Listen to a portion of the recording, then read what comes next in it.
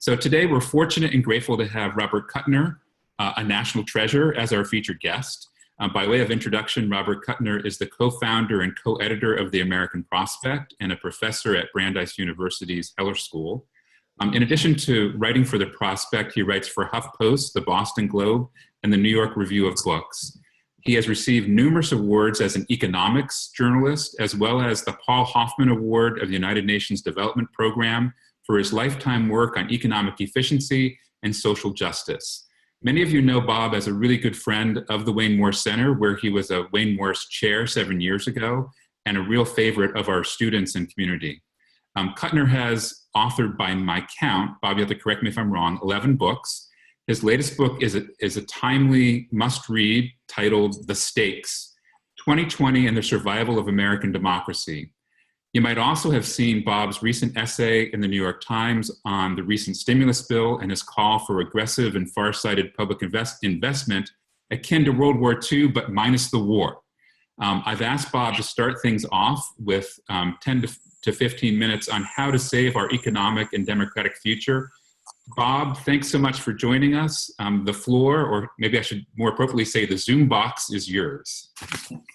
Thank you, Dan. It's a pleasure to be back. I can't believe it's been 7 years. Let me get right into it. So it's pretty obvious that this is unprecedented. We've never had a situation where the government deliberately had to shut down the economy in order to deal with a pandemic. And then on top of that, we have Donald Trump. And you can imagine that if Lincoln or Roosevelt were in charge, this would be a challenge even under the best of circumstances. And we have a vacuum of leadership, or even worse, we have chaos and mixed signals coming out of the White House. So let's talk a little bit about the economy. GDP, gross domestic product, probably going to drop something like 30 or 40% this year. That's akin to the Great Depression. But the difference is that in the Great Depression, it took 3.5 years from the fall of 1929 to the early spring of 1933 for the economy to bottom out. And this time it's happening in a matter of months. We're also going to have unemployment going to something like 25%, which is what it went to at the pit of the Great Depression in 1933. And the good news, if you can call it good news, is that this is an opportunity to rebuild the economy. And it just happens that we have multiple challenges in terms of how that rebuilding occurs. The private sector is not capable of doing the kind of economic rebuilding that needs to be done by itself. Economists talk about a U-shaped recovery, a V-shaped recovery, an L-shaped recovery. What does that mean? It means, do you have a quick, sharp, drastic recession and then a quick, sharp, drastic recovery? No, you don't, because there's too much damage below the waterline. There are too many industries, too many companies that are just not going to bounce back after this, and there's too much of a shock to purchasing power, otherwise known as aggregate demand. And this economy, even with some heroic help from the government, is just not going to stabilize itself. And so it just happens that we have, number one, an economy that has been becoming steadily more unequal for 40 years. We have 2 generations of former students who now have $1.65 trillion of accumulated student debt, which acts as a kind of dead weight on their ability to get traction in their lives. We have a workplace, my colleague David Weil calls it the fissured workplace, where there are fewer and fewer payroll jobs and more gig jobs. We have the challenge of global climate change, and we have the need to rewrite the rules of our trading system so that we don't indulge mercantilist countries like China that have very deliberate plans to dominate every single emerging technology.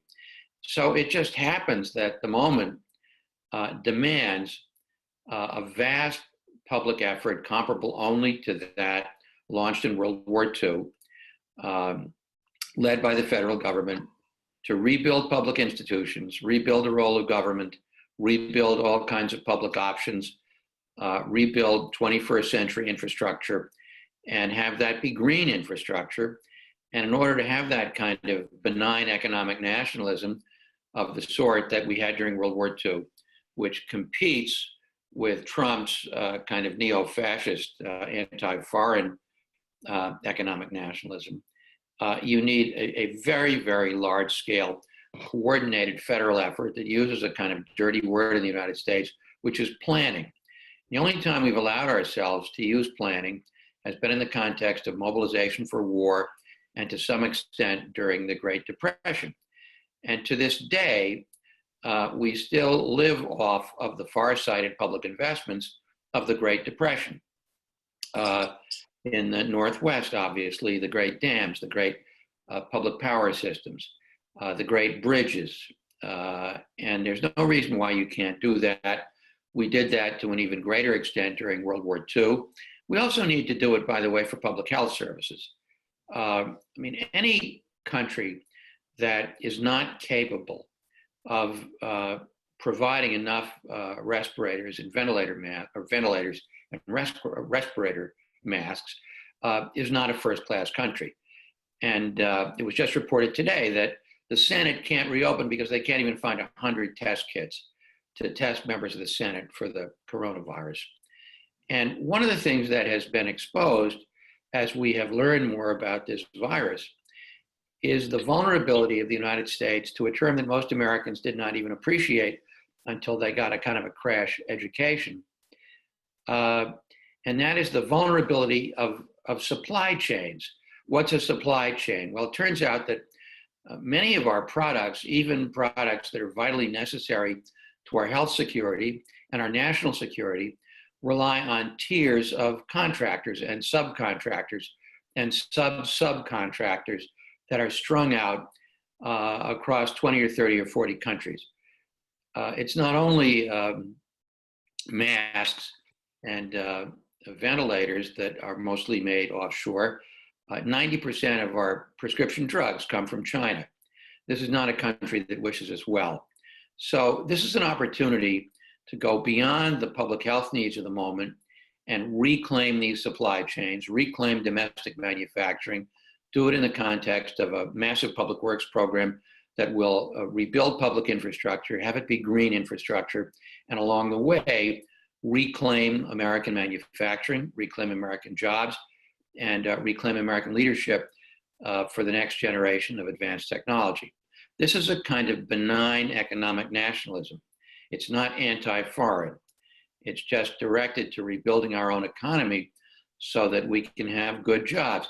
It was just reported that Trump issued an order requiring that the component parts for critical infrastructure in our electric power grid be made domestically, so that countries that don't wish us well, like Russia, or to some extent like China, can't put the United States in a very awkward position by threatening to cut off supplies or by threatening to take down our entire power grid. So there's a national security reason, there's a public health reason, and there's an economic reason for shifting to a World War II kind of mobilization, but as you said, Dan, without the war. So that's the big picture. And why don't I just pause and invite questions? That's great. And we have some questions that are already queuing up, but let me just ask you a quick follow-up one, Bob, which is kind of the obvious one, which I think you touch on in the New York Times piece, but assuming most people didn't read it, have a chance to yet, which is, how do we pay for this?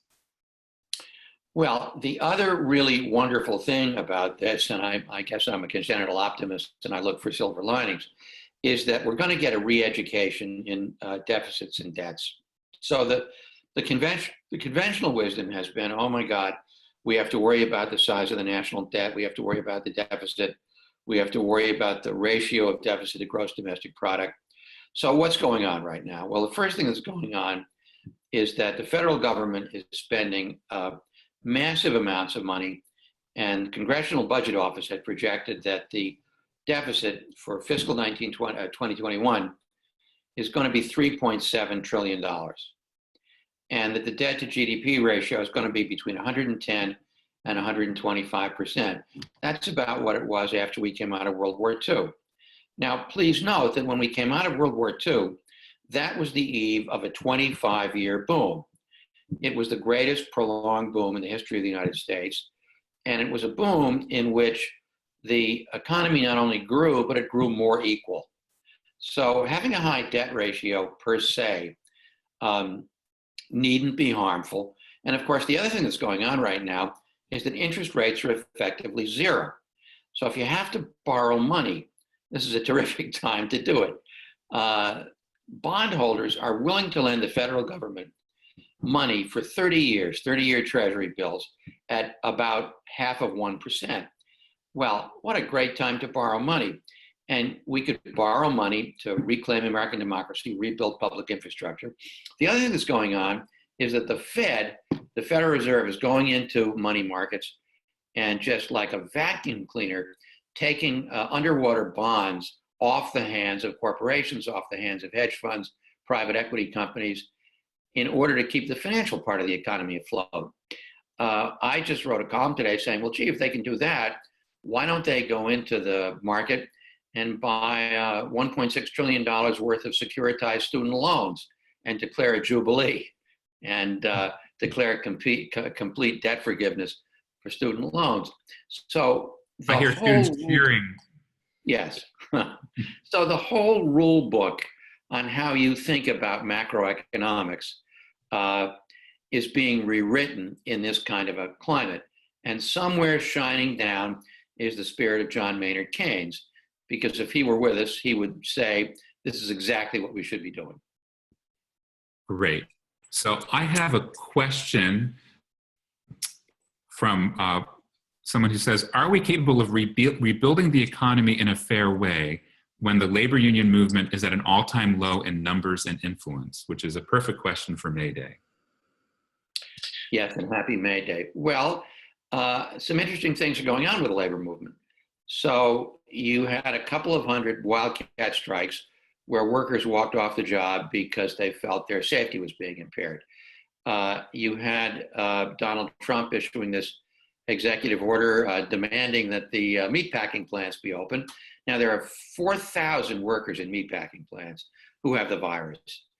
And, we're back to the era of Upton Sinclair, where the meatpacking industry used to be heavily unionized, is now partly unionized, and workers just won't work under these conditions.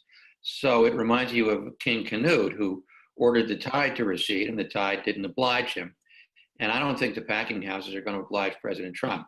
So in the same way that the 1930s, where the unemployment rate was 25%, and the rate of unionization at the beginning of the 30s was about as low as it is now, you would not have thought that this was a propitious moment for the labor movement to rebuild, but maybe this era will be like that era.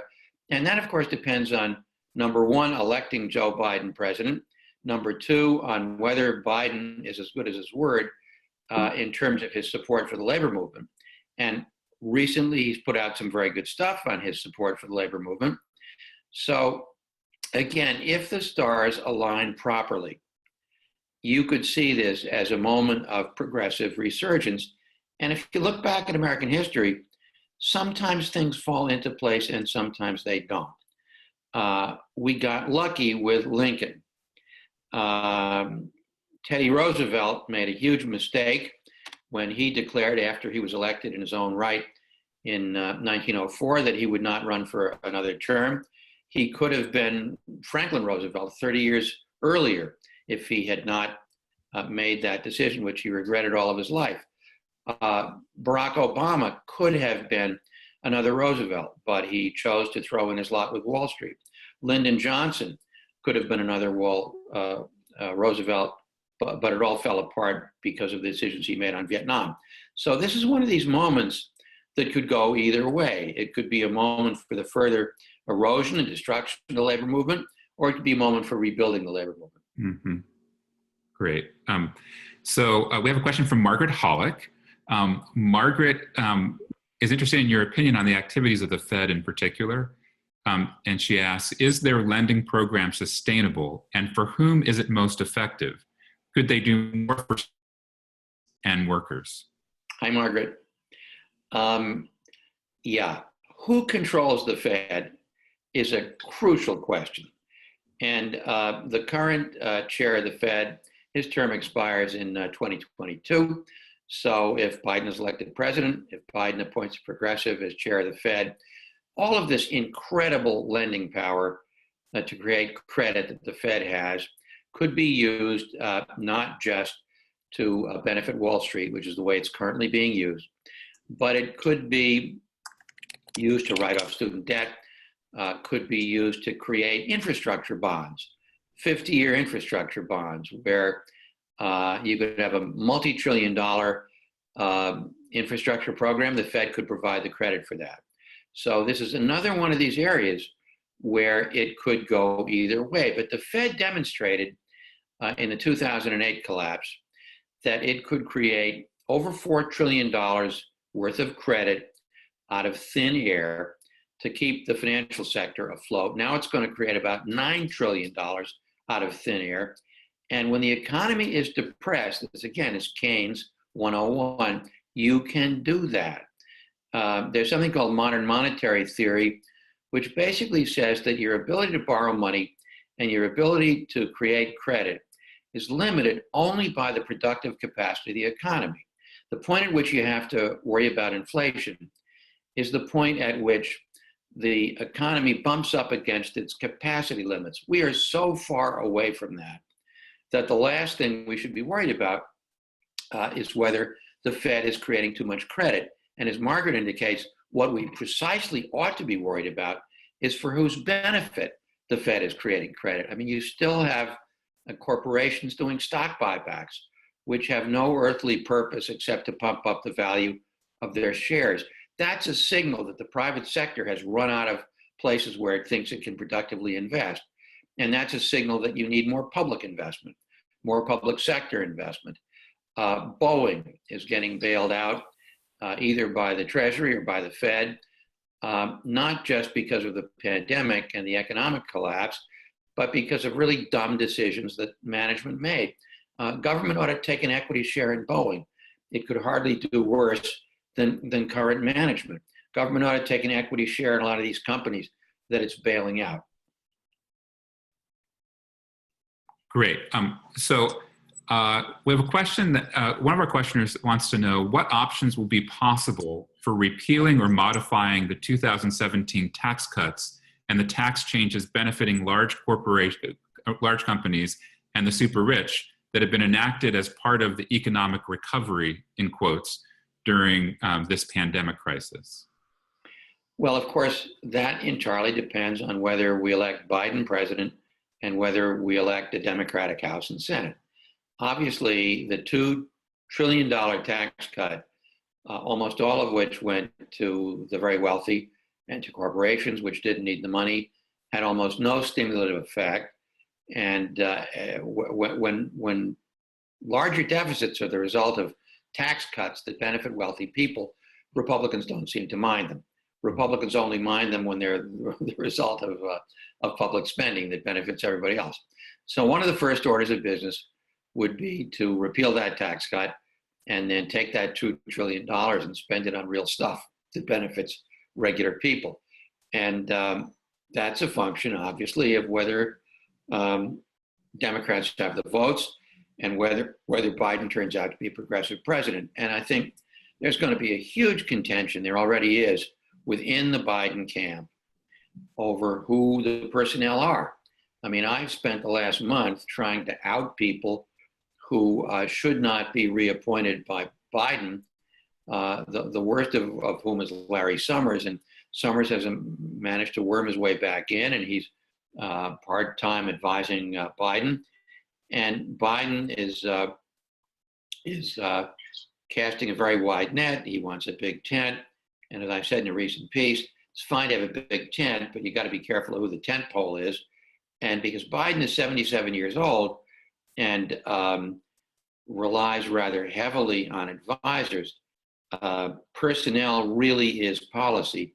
and it's crucially important who those advisors are. And what the progressive movement needs to be doing between now and November is just making darn sure that Biden appoints progressives. Elizabeth Warren is going to be key to that.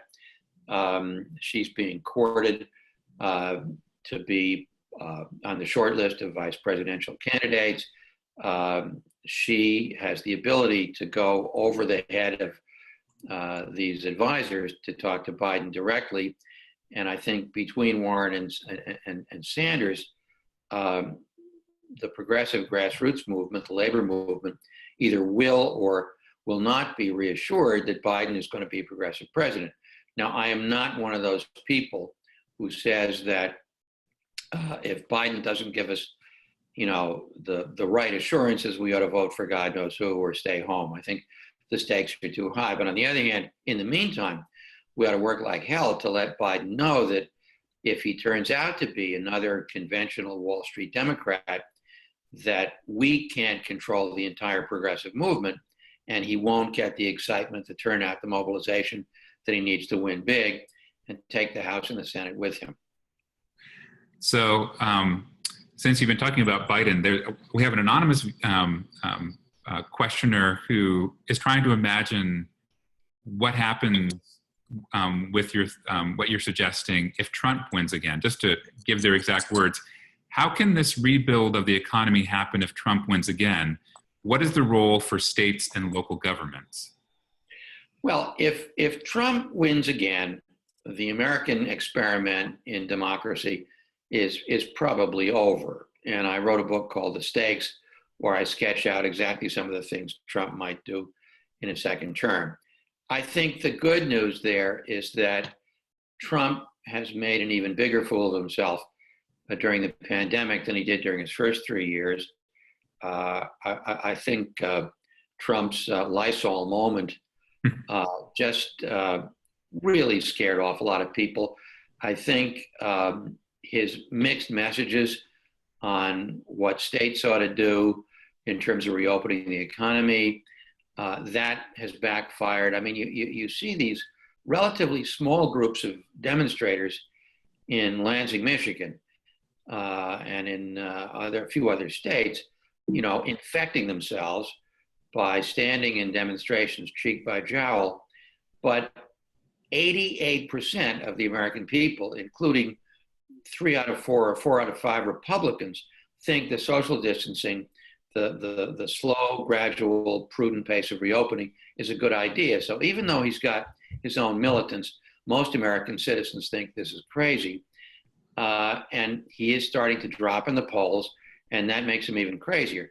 So I think if we can get the beginnings of a recovery from the pandemic that make it prudent to have a real-time election day in November, rather than depending on things that are much easier to fiddle with, like vote by mail or like early voting or absentee voting. Now, I know that Oregon is one of several states that has had a good experience with this, but most states haven't. And to do that in an emergency situation where half the states are controlled by Republicans who are going to be up to mischief in terms of fiddling the election, that's not going to be good.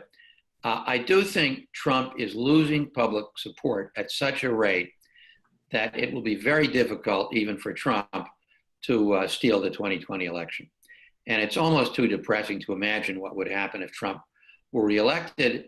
And even though state governors have been doing a great job, some Republicans as well as Democrats, if Trump has the White House for 4 more years, I don't think you can count on governors to hold the line.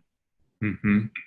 So I have a question from Samuel Porter that says, building on the question about labor and with an eye to the American taboo on socialism, however much Sanders may have cracked the door open, do you think the economic conditions you describe are going to generate a broad enough coalition of people, not just labor, who feel the necessity to make structural changes in our economic institutions, even without consensus on all points?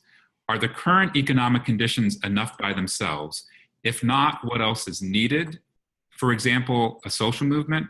For where is that going to come? What's to stop an even more reactionary movement in response to the current economic scene? And Sam, by the way, this sounds like a good comp question for some of my students. So history shows, particularly 20th century history, that economic unhappiness and economic hardship can go left, it can go right, it can go far left, it can go social democratic left.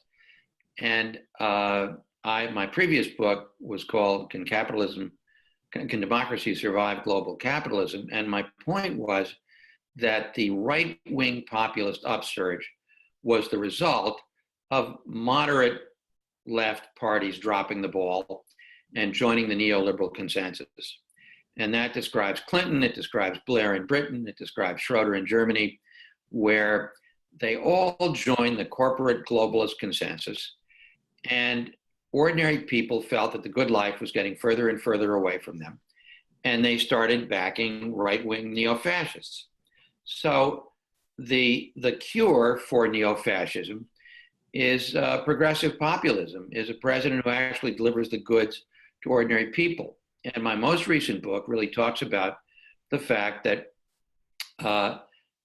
right-wing nativism filled the vacuum when Hillary wanted to talk more about toilets than she wanted to talk about helping working people. And no offense to people who think that the right of anybody to pick the bathroom of their choice is an important right. I agree. But if you're going to defend those rights, you have to defend the rights of working families to make a decent living. It's both and, it's not either or. And the catastrophic mistake that Hillary made in 2016 was that she thought she could get into bed with Wall Street and take six-figure honoraria with Wall Street and have social leftism make up for that. That doesn't work. That's just like waving a red flag at a bull. And so you lose the entire white working class, and you can't give up on the white working class. You can't only want support of the white working class, but you can't give up on it. So to put that coalition back together, President Biden would have to deliver the goods. And by the way, he would have to deliver the goods in time for the 2022 midterm. And the history of midterms is not very encouraging. In Bill Clinton's first midterm, when he did not deliver the goods in 1994, he lost 54 seats, his party did. And that record stood until Barack Obama in 2010 lost 63 seats. And the one exception to the rule that the president's party loses seats 2 years in was, of course, 1934, where the Democrats picked up seats in both the House and the Senate because people felt that Roosevelt was on their side. And so, yes, to answer your question, you need pressure on Biden to appoint the right people and do the right thing. And you also need a social movement. And again, the lesson of the Franklin Roosevelt era is that it was a rendezvous, not with destiny, but it was a rendezvous between social movements on the ground and a president who realized that the moment required him to be more radical than he had imagined when he took office. So it has to be both things. It's really three things. It's pressure on Biden to do the right thing. It's a social movement organizing regular people. And it's the logic of the situation. And all three things have to come together. Very good. So Daniel Pope wants to know, this will be a question right up your alley.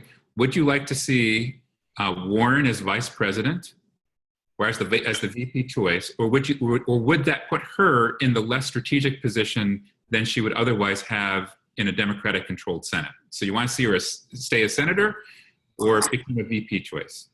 It's a great question. So look at this from Joe Biden's point of view. I mean, on the one hand, appointing Warren would be very reassuring to the progressive base. It would give him somebody who really understands financial markets better than he does. The thing that has to be giving Biden pause is that Elizabeth Warren is a free spirit. She doesn't take orders from anybody. And if you're Joe Biden, do you want that person to be your vice president? Then you have all the pressure to appoint a running mate who's not just female. That goes without saying. He's got to appoint a woman, but somebody who's also African American. And then you go down the list and you look at Kamala Harris, who kind of did not do terribly well as a candidate, who did not even excite very many African American voters. And you look at some of the others like Stacey Abrams, who have not had that much experience in executive positions, who might scare off some voters. I think the Hail Mary pass here that's going to be just overwhelmingly tempting to them, if they can get her to do it, is Michelle Obama. That's a slam dunk because she's phenomenally popular with African American voters. She's phenomenally popular with other voters. She's very, very skilled and competent. I'm not saying I would support that. I guess my first choice would be Elizabeth Warren. But I think the logic of the situation for Biden, and of course, he's worked with the Obamas, so this would be setting her up to be president, because he's probably only going to be a one-term president, which would mean 8 more years of Obama's, which a lot of people think is a good idea. I actually like her better than I like Barack. I think she's a better progressive than her husband. So I think don't rule that out. She said, I'm not going to do it. But if Joe Biden came to her and said, look, Donald Trump has spent the last 4 years trying to expunge the legacy of your husband. And this is our chance to take our country back, and duty requires you to do this. That'll be kind of hard for her to say no.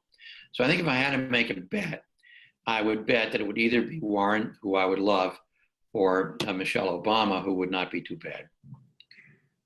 Okay. Our next question refers to a recent New York Times editorial. In a recent New York Times op-ed, a Yale professor suggested using a one-time wealth tax on the top 5% to begin paying back some of the costs generated by the coronavirus. These folks have been far less affected economically and could afford the tax. Do you think this is a good solution? Yeah, I think a wealth tax is a good idea. I don't think it's a silver bullet. I mean, I think there are a lot of other things that could be done. We could restore the progressive income tax. We could restore the estate tax. We could restore the capital gains tax. But I don't think a wealth tax is crazy. I think it's going to drive Wall Street crazy. I mean, I think you're going to see a battle royal if Wall Street feels that Biden is going to sell out their interests. So maybe you delay that until after you get elected, and then you have that battle. But I do think a tax on extreme concentrated wealth is a good idea for its own sake, not just as a revenue raiser. And when the progressive income tax came in, the purpose was not just to raise money. The purpose was to break up concentrations of great wealth. And that's as much the case now as it was 110 years ago. Mm-hmm. So Dan Franklin asks, even assuming continued low interest rates, isn't there a problem for our kids and grandkids when a huge part of the federal budget will be paying off the trillions of dollars of our national debt? No. The problem for our kids and grandkids will occur if the economy stays mired in recession. And the idea that our kids and our grandkids are going to have to pay off this debt is one of the great myths perpetrated by orthodox economists who brainwashed generations of undergraduates and graduates. That's not how it works. The burden of the debt is a function of how well the economy does. And the great historical case is after World War II, when the debt was peaked at about 119% of GDP. And then over the next 40 years, the ratio of debt to GDP goes down and down and down and down because the economy starts growing faster than the debt. And that's what has to happen now. So furthermore, the debt doesn't get paid off. We pay interest on the debt gets rolled over. And the debt to GDP ratio gradually gets reduced, not because we're retiring the debt, we're retiring a little bit of the debt if we run a surplus, but for all but 4 of the post-war years, the economy ran modest deficits. It's not like you're paying the money back. It's not like a home mortgage where eventually you pay it down. It gets rolled over. And we're in a period where interest rates are incredibly low. And this is exactly the period when the government ought to be borrowing money for 30 or 40 or 50 years. And the idea that our kids or our grandkids are going to have to pay that back is one of the great myths.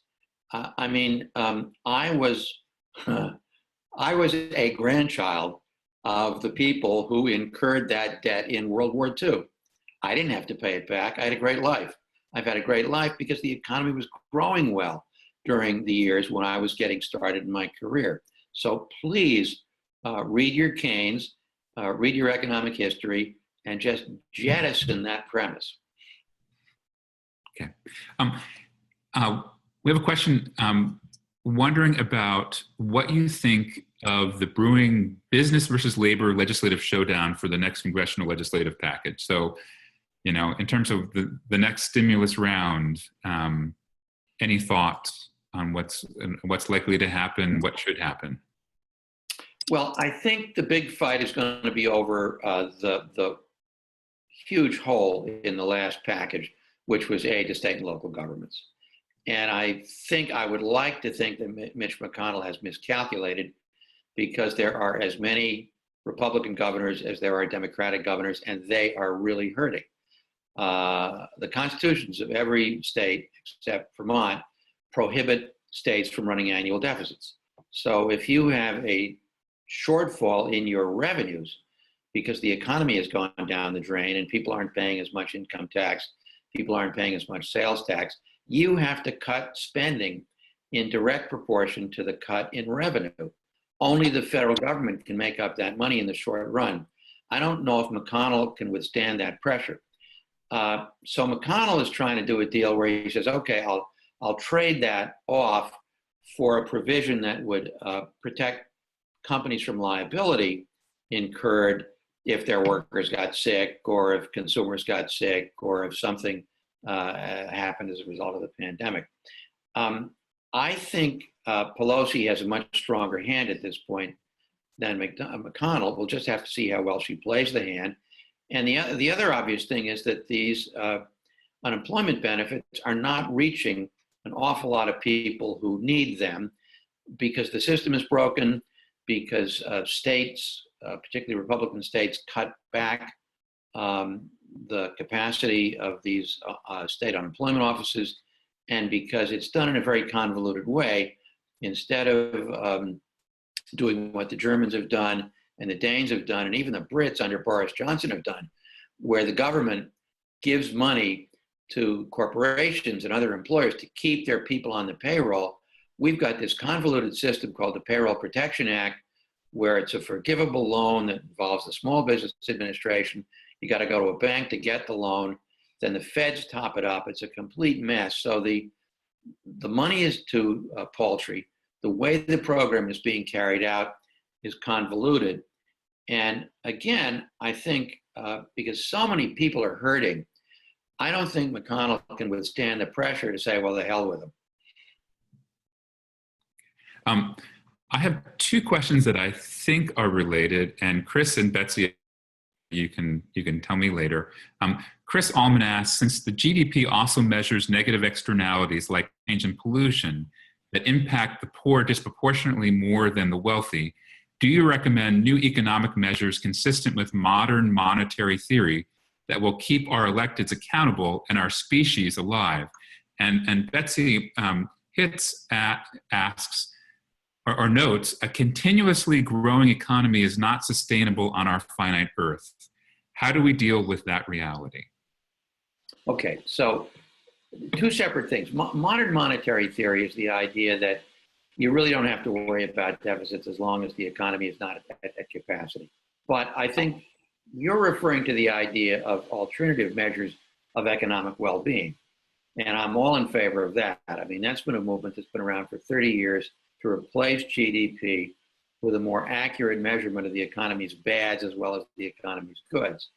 Now, the question about what we mean by growth, the economy cannot, the planet cannot possibly sustain the kind of growth that we've had based on carbon, based on depleting resources, the whole extractive model of growth, that cannot continue without destroying the planet.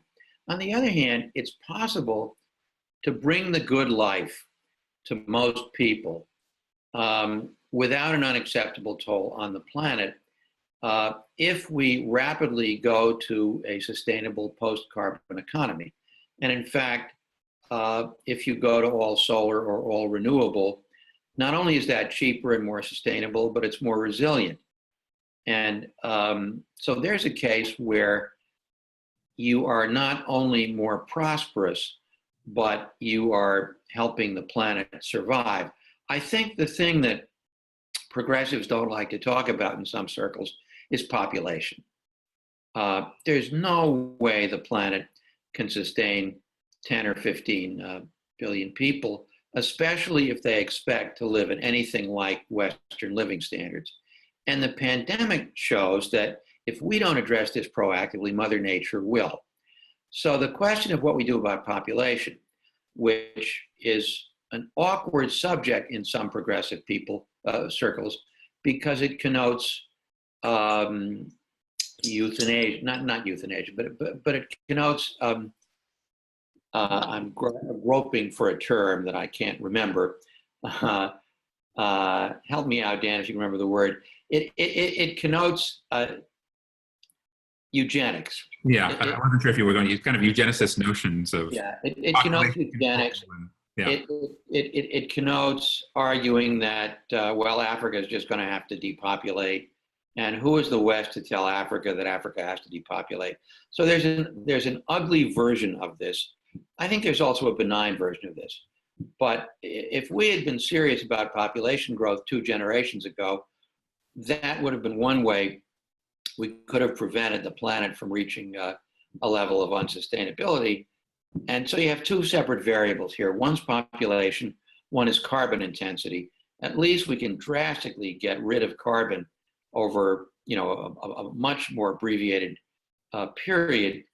And I think the idea, and I'm referring to the degrowth people, the idea of telling ordinary people whose living standards for most have been declining over 40 years, that you're going to have to tighten your belt even further for the sake of the planet, that's just not a plausible sell politically. We're going to have to persuade people that you can live a decent, prosperous life that doesn't make you feel deprived, and you can save the planet too. And here's how you do it. And by the way, it will provide a lot of good jobs along the way. So one of our attentive listeners wanted to circle back to your analogy to World War II development and writes, relative to the state of the economy in the US at the end of World War II, how dependent is the economic recovery in this country on the recovery of economies in other developed countries around the world?